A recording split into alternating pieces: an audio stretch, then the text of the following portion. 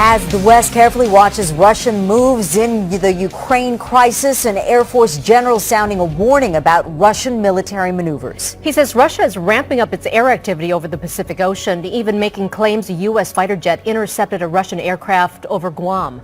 KCAL 9 political reporter Dave Bryan is live at USC with the story for us. Dave? Well, Lena, Sylvia, we talked to a Russian expert here just a short while ago. He works in the Center for International Studies. He says Russian President Vladimir Putin is now sort of poking the U.S., testing to see what the response will be militarily, but primarily economically. But the news, nonetheless, must be very unsettling for many Californians. General Hawk Carlyle. When U.S. Air Force General Herbert Hawk Carlyle spoke this week in Washington, D.C., he delivered a chilling message for Californians. The Russians are coming. What Russia is doing in Ukraine and Crimea has a direct effect on what's happening in Asia Pacific. Some of the things we've seen is their long-range aviation and the increase in that. Those areas depicted in green. They've come with their long-range aviation out to the coast of California. They circumnavigated Guam.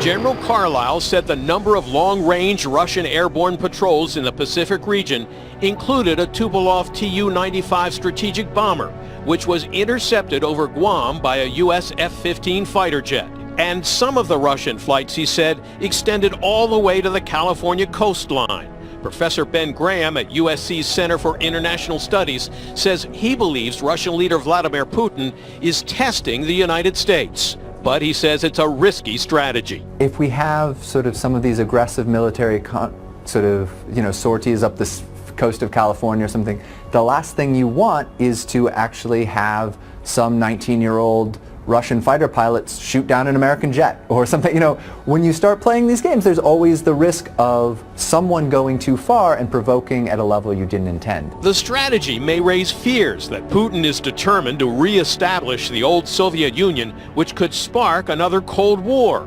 But Professor Graham says that's unlikely because the Russia of 2014 is nowhere near as powerful as the Soviet Union was in the 1950s. He's too weak to do that. I mean, the Cold War emerged between a very powerful Soviet Union and a powerful West, and now we have a powerful West and a not so powerful Russia. You know, there's an upper limit on how severe Putin can make this conflict before it sinks Russia economically. And that's the vulnerability, the professor says, because Russia is vulnerable economically, and both Russia and the U.S. and the West are now testing one another to see how far they will go with economic sanctions and what impact that will have on Russia. We're live at USC. Dave Bryan, KCAL 9 News. The largest missile arsenals in the world are Russia, China, and North Korea in that order, and most of them are pointed at either us or our friends and allies.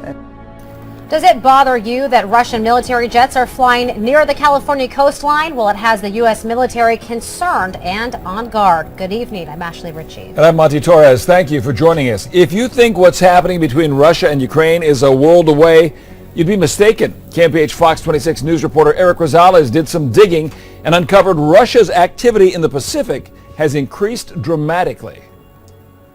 The general in charge of U.S. Air Forces in the Pacific says U.S. military planes have had to engage and turn around planes just like this off the coast of California. They are long-range Russian bombers. Planes like this one, which are known as the Bear in the Sky because it's equipped with 4 turbine-powered engines and is considered one of the fastest bombers in the world. What Russia is doing in Ukraine and Crimea has a direct effect on what's happening in Asia Pacific. Some of the things we've seen is their long-range aviation and the increase in that. Those areas depicted in green.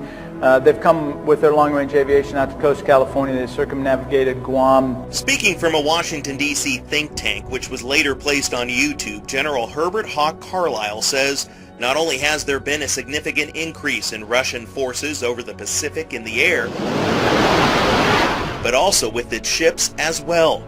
The general believes the increased activity is a show of force, but also to gather intelligence.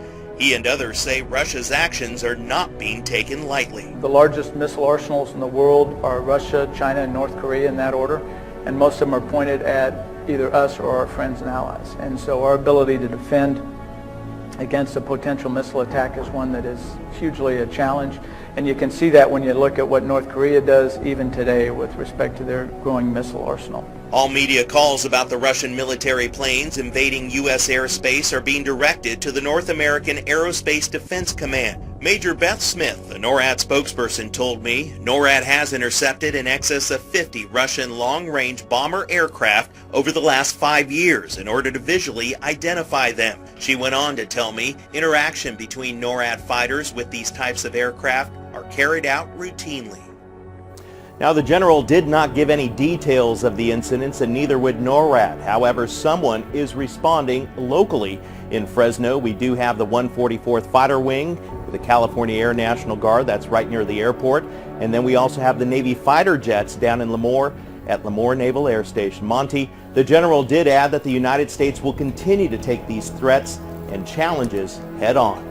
Well, I have to tell you, Eric, it is alarming, and the military is not even releasing how close they got to the coastline or how many planes. They are not. They're not releasing how close they were or how many planes, but you may recall, I think it was back in 2007 that Vladimir Putin, president of Russia, had said that he would continue his missions in NATO areas that was considered off limits when it was the Soviet Union. Shades of the Cold War all over again. Possibly. All right, Eric.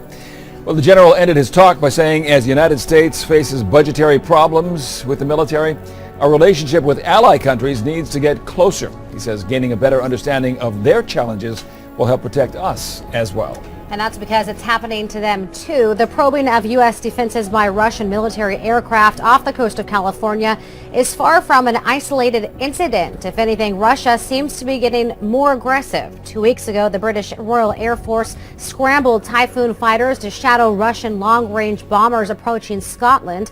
On that same day, 2 Dutch F-16s intercepted 2 Russian bombers that entered a half-mile into Dutch airspace. And less than 2 weeks before that, a Russian warplane made several close passes near the U.S. Navy destroyer, the USS Donald Cook, in the Black Sea near the coast of Ukraine. The Pentagon called it a provocative move occurring at a time of escalating tensions between Russia, Ukraine, and NATO. And like Eric mentioned, we have 2 well-equipped military bases right here in Fresno County. The Air National Guard 144th Fighter Wing is located in Fresno. It is an ideal location because the Guard protects all of California. It's equipped with high-tech aircraft, including a new F-15 Eagle that was received mid-last year. And of course, there is also the Lemoore Naval Air Station. It's equipped with 16 F-18 strike fighter squadrons. The base houses more than 33,000 military men and women, and that is in Kings County.